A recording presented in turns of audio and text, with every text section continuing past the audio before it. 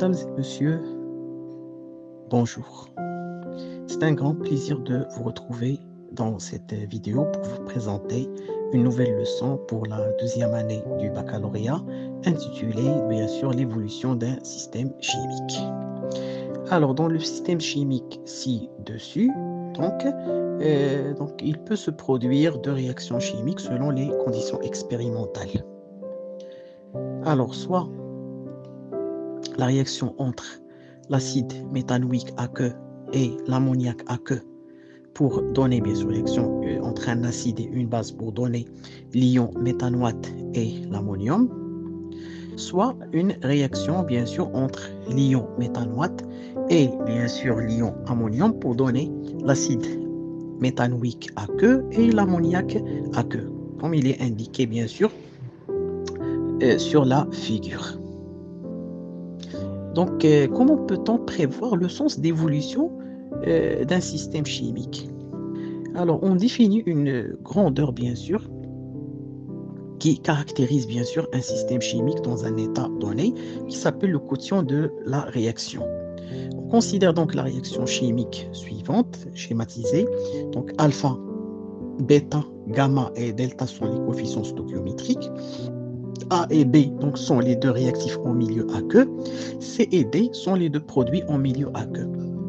Le quotient de réaction associé à cette bien sûr, réaction-là, à cette transformation chimique, est QR égale C, la concentration donc du premier produit à la puissance gamma, son coefficient stoichiométrique correspondant, fois la concentration du produit D à la puissance delta, toujours son coefficient stoichiométrique, sur la concentration du réactif A à la puissance alpha fois, bien sûr, la concentration du réactif B fois à la puissance bêta, bien sûr.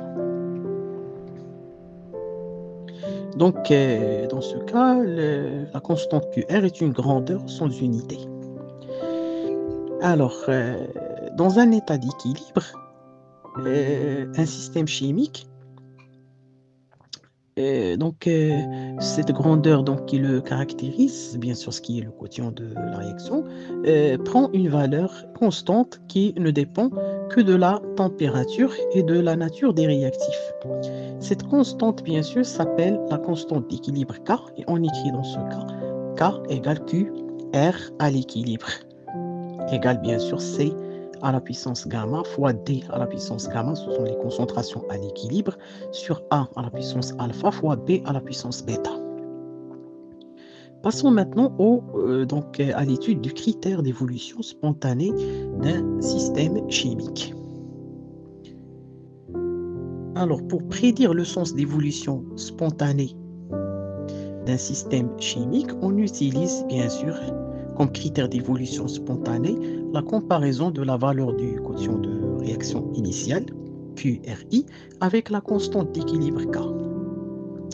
Alors, on a le premier cas, QR est inférieur à la constante d'équilibre. Donc, le système évolue spontanément dans le sens direct jusqu'à ce que QR égale Q. Donc, jusqu'à ce que l'équilibre est atteint. Alors, pour QR strictement supérieur à K. Alors, le système dans ce cas évolue spontanément dans le sens indirect jusqu'à ce que l'équilibre est atteint, ou bien QR égale K. Alors, lorsque QR égale K, donc le système n'évolue pas spontanément et il est en équilibre. Voilà ici donc le diagramme de critères d'évolution spontanée. Alors, le premier schéma, donc, dans ce cas, le système évolue spontanément dans le sens direct puisque Q est inférieur à K. Il essaie donc d'atteindre la valeur K. Ici, donc, le système évolue dans le sens indirect. Et bien sûr, lorsque QR coïncide avec K, le système est en équilibre. Si K, bien sûr, est supérieur à 10 000 ou bien à 10 à la puissance 4, la réaction est considérée totale et dans ce cas, une seule flèche dans l'équation de réaction, comme les réactions par exemple du dosage. Alors, voyons donc quelques applications. Donc, pour le cas d'une réaction acido-basique, on mélange dans un bécher de volume V, un volume V1 de 10 ml d'une solution aqueuse de l'acide méthanoïque HCOOH, de concentration bien sûr C1 égale 2 fois 10 à la puissance moins 2 mol par litre, un volume V2 de 15 ml d'une solution aqueuse du méthanoate de sodium, Na+, plus HCO moins AQ, de concentration respective, bien sûr, C2 égale 1 fois 10 à la puissance moins 2 mol par litre. Donc, le 1, donc, on doit obligatoirement l'écrire donc, pour la précision des mesures, parce que ces valeurs donc, sont mesurées. Donc, c'est un critère, bien sûr, c'est une norme de précision, bien sûr. Le volume V3 donc égale 10 ml d'une solution aqueuse de l'ammoniac NH3 de concentration bien sûr C3 qui est égal à 6 fois 10 à la puissance moins 3 mol par litre. Et un quatrième volume V4 de 25 ml d'une solution aqueuse du chlorure d'ammonium NH4++ Cl- AQ de concentration C4 qui est égal à 4 fois 10 à la puissance moins 2 mol par litre. Alors, la première question, écrire l'équation de la réaction acido-basique qui peut se produire entre l'acide et méthanoïque et l'ammoniac, calculer la valeur de la constante d'équilibre associée à cette réaction, calculer la valeur initiale du quotient de réaction associé à cette réaction, déterminer en justifiant la réponse le sens d'évolution spontanée du système chimique étudié. Donc, les données donc, sont la pKa du couple HCOH-HCO-, acide méthanoïque et méthanoate qui est égal à 3,8, le pKa du couple ammonium-ammoniac NH4+, NH3 qui est égal à 2,21. Alors, procédons à la solution de cet exercice, ou bien de cette application. Alors, l'équation de la réaction acido-basique, on écrit donc l'acide méthanoïque qui peut réagir bien entendu avec l'ammoniac selon la réaction suivante.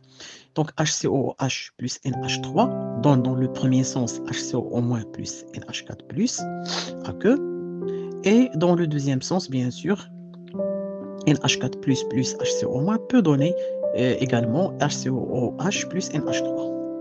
Calcul de la constante d'équilibre. Alors la constante d'équilibre de cette réaction est donnée à partir du quotient de la réaction. Donc on écrit le quotient de la réaction à l'équilibre qui est égal bien entendu à la constante d'équilibre K.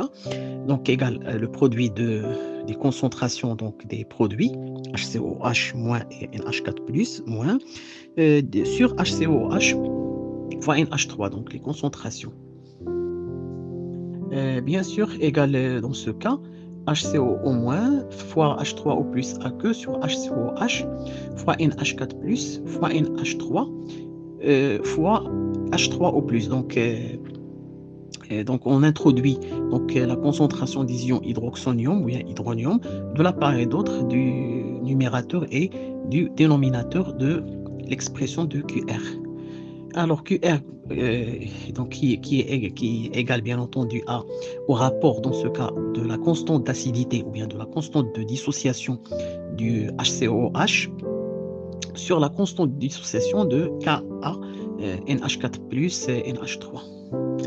Donc QR égale dans ce cas 10 à la puissance pKa 2 qui est du couple de l'ammonium-ammoniac moins pKa du couple bien sûr de l'acide méthanoïque et l'éthanoate égale dans ce cas 10 à la puissance 9,21 moins 3,8 égale finalement 2,57 fois 10 à la puissance 5.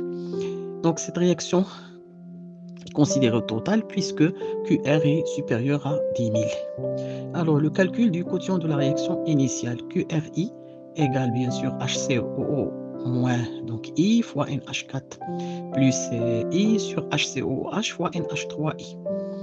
Alors, le volume du mélange dans chaque système est, donc V, c'est la somme des 4 volumes. V égale V1 plus V2 plus V3 plus V4. Alors, on a HCOH égale C1 fois V1 sur V. HCOO moins égale C2 fois V2 sur V. La concentration de l'ammoniac égale C3 fois V3 sur V. Et finalement, NH4+ sur I égale initial égale C4 fois V4 sur V. Donc QR égale C1 fois V1 fois C4 fois V4 sur V fois V, divisé par C1 fois V1 fois C3 fois V3 sur V fois V. Ce qui donne C1 fois V2 fois C4 fois V4 sur C1 fois V1 fois C3 fois V3. Donc par application numérique, on trouve donc 6,25. Le sens d'évolution, puisque QRI, la constante, ou bien le quotient de réaction initiale est inférieur à la constante d'équilibre, la réaction évolue alors dans le sens direct, dans le sens, c'est-à-dire de la disparition de l'acide et l'apparition du méthanoate, et la disparition de l'ammoniac et l'apparition des ions ammonium, bien entendu.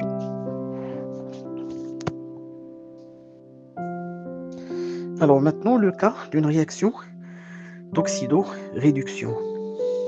Alors on mélange dans un bécher de volume V, un volume V1 de 10 ml d'une solution aqueuse de chlorure d'aluminium, Al3 plus aqueux plus 3Cl moins aqueux de concentration C1 égale 4,5 fois 10 à la puissance moins 2 mol par litre, un volume V2 de 15 ml d'une solution aqueuse de sulfate de zinc, Zn2+, aqueux plus SO4 moins aqueux de concentration C2 qui est égale à 3 fois 10 à la puissance moins 2 mol par litre, comme il est indiqué bien sûr sur la figure.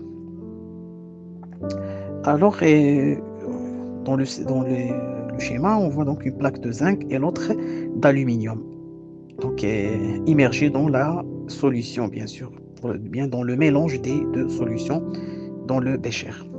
Écrire l'équation de la réaction d'oxydoréduction qui peut se produire entre le zinc Zn et les ions d'aluminium Al3+, plutôt. Calculer la valeur initiale du quotient de réaction associé à cette réaction. Et enfin, on détermine en justifiant la réponse le sens d'évolution spontanée du système chimique étudié. Alors, les couples mis en jeu, bien sûr, dans ce cas, est Zn2+, Zn solide, Al3+ aqueux et l'aluminium solide, bien sûr. La constante d'équilibre associée à la réaction entre zinc, Zn et les ions d'aluminium vaut 10 à la puissance moins 90. Alors, écrivons l'équation de la réaction d'oxydoréduction qui peut se produire entre le zinc et les ions d'aluminium, et l'aluminium plutôt, donc 3Zn2+ dans la solution, plus 2Al solide, donc qui attaque la plaque bien sûr d'aluminium, égale 3Zn aqueux, qui va bien sûr s'accumuler sur la plaque, bien sûr,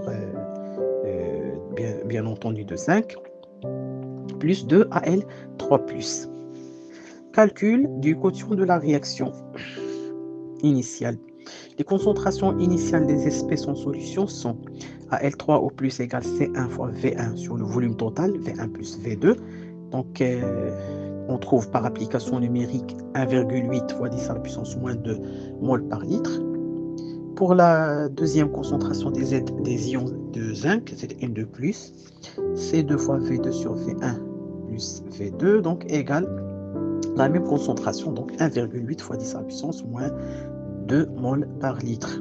Le quotient de réaction initiale égale donc Zn2+ à la puissance 3 sur Al3+ à la puissance 2 égale donc 1,8 fois 10 à la puissance moins 2 cube sur 1,8 fois 10 à la puissance moins 2 au carré, donc égale 1,8 fois 10 à la puissance moins 2. Donc le sens d'évolution, puisque donc le quotient de réaction est très grand par rapport à la constante d'équilibre, donc le sens d'évolution dans ce cas donc est bien sûr